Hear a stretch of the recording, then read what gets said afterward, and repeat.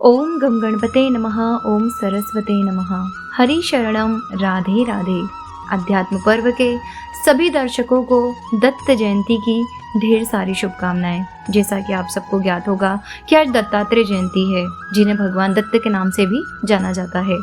आज हम जानेंगे भगवान दत्त के जन्म की संपूर्ण कथा के बारे में। तो आइए शुरू करते हैं।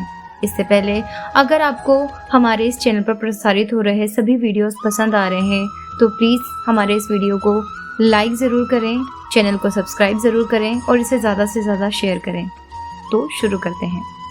प्रतिवर्ष मार्गशीर्ष माह की पूर्णिमा को भगवान दत्तात्रेय की जयंती मनाई जाती है। भगवान दत्तात्रेय को गुरु परंपरा का आदि गुरु भी माना जाता है। श्रीमद् भगवद गीता में महर्षि अत्रि एवं माता अनुसुईया के यहाँ त्रिदेवों के अंश से 3 पुत्रों के जन्म लेने का उल्लेख मिलता है। कहते हैं कि ब्रह्मा के अंश से चंद्रमा, विष्णु के अंश से दत्तात्रेय और शिव के अंश से दुर्वासा ऋषि का जन्म हुआ था। ब्रह्मा जी के मानस पुत्र महर्षि अत्रि इनके पिता तथा कर्दम ऋषि की कन्या और सांख्य शास्त्र के प्रवक्ता कपिल देव की बहन सती अनुसुईया इनकी माता थी। महर्षि अत्रि सतयुग के ब्रह्मा के 10वें पुत्रों में से थे तथा उनका आखिरी अस्तित्व चित्रकूट में सीता अनुसुईया संवाद के समय तक अस्तित्व में था।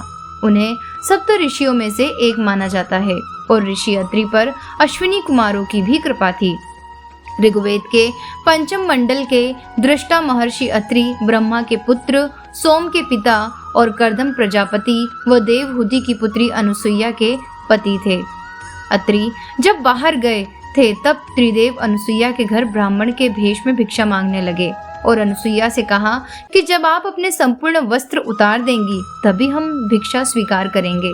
तब अनुसुईया ने अपने सतीत्व के बल पर उक्त तीनों देवों को अबोध बालक बनाकर उन्हें भिक्षा दी।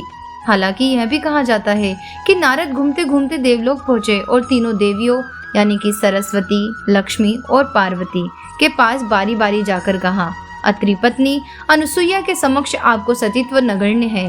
तीनों देवियों ने अपने स्वामियों विष्णु, महेश और ब्रह्मा से देवर्षि नारद की यह बात बताई और उनसे अनुसुईया के पातिव्रत्य की परीक्षा करने को कहा। देवताओं ने बहुत समझाया परंतु उन देवियों के हट के सामने उनकी एक न चली। अंततः साधु वेश बनाकर वे तीनों देव अत्रि मुनि के आश्रम में पहुँचे। महर्षि अत्रि उस समय आश्रम में नहीं थे। अतिथियों को आया देख देवी अनुसुईया ने प्रणाम कर अर्ध कंदमूल आदि अर्पित किए, किंतु वे बोले, हम लोग तब तक आतिथ्य स्वीकार नहीं करेंगे जब तक आप हमें अपने गोद में बिठाकर भोजन नहीं कराती। यह बात सुनकर प्रथम तो देवी अनुसुईया अवाक रह गई, किंतु आतिथ्य धर्म की महिमा का लोप न जाए इस दृष्टि से उन्होंने नारायण का ध्यान किया, अपने पति देव का स्मरण किया और इसे भगवान की लीला समझकर वे बोली, यदि मेरा पातिव्रत्य धर्म सत्य है तो यहाँ तीनों साधु 6 मास के शिशु हो जाएं। इतना कहते ही तीनों देव 6 मास के शिशु का रुदन करने लगे। तब माता ने उन्हें गोद में लेकर दुग्ध पान कराया, फिर पालने में झुलाने लगी। ऐसे ही कुछ समय व्यतीत हो गया।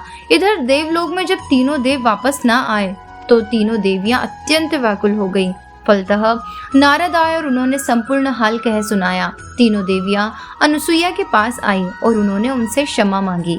देवी अनुसुईया ने अपने पातिव्रत्य से तीनों देवों को पूर्ण रूप में कर दिया। इस प्रकार प्रसन्न होकर तीनों देवों ने अनुसुईया से वर मांगने को कहा तो देवी बोली, आप तीनों देव मुझे पुत्र रूप में प्राप्त हो। तथास्तु कहकर तीनों देव और देवियां अपने अपने लोक को चले गए। कालांतर में यही तीनों देव अनुसुईया के गर्भ से प्रकट हुए। कालांतर में यही तीनों देव अनुसुईया के गर्भ से प्रकट होकर ब्रह्मा के अंश से चंद्रमा, शंकर के अंश से दुर्वासा तथा विष्णु के अंश से दत्तात्रेय श्री विष्णु भगवान के ही अवतार हैं और इन्हीं की आविर्भाव की तिथि दत्तात्रेय जयंती के नाम से प्रसिद्ध है। तो ये थी अध्यात्म पर्व के सभी दर्शकों के लिए दत्तात्रेय जयंती पर भगवान दत्त के जन्म की संपूर्ण कथा। आशा करती हूँ आपको दत्तात्रेय जयंती की ये कथा पसंद आई होगी। अगर आपको ये वीडियो पसंद आया तो इस वीडियो को लाइक ज़रूर करें, चैनल पर नए हैं तो सब्सक्राइब ज़रूर करें और इस वीडियो को ज़्यादा से ज़्यादा शेयर करें ताकि आपके और हमारे साथ सभी सनातनियों तक यह वीडियो पहुँच सके और उन्हें दत्तात्रेय भगवान के जन्म की कथा का अवसर प्राप्त हो। राधे राधे।